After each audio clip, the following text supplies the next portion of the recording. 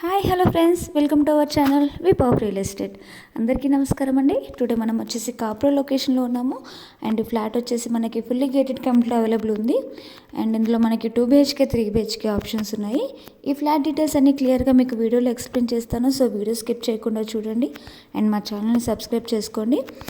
ఈ ఫ్లాట్ వచ్చేసి మనకి వెస్ట్ ఫేసింగ్లో అవైలబుల్ ఉంది. ఇది 2 BHK ready to occupy.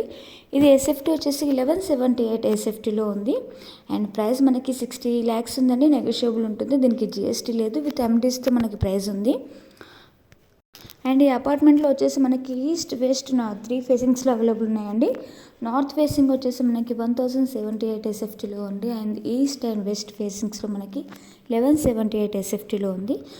And మనకి ఇందులో 3 BHK ఫ్లాట్ కూడా అవైలబుల్ ఉందండి. 3 BHK వచ్చేసి మనకి 2248 ఎస్ఎఫ్టీలో ఉంది.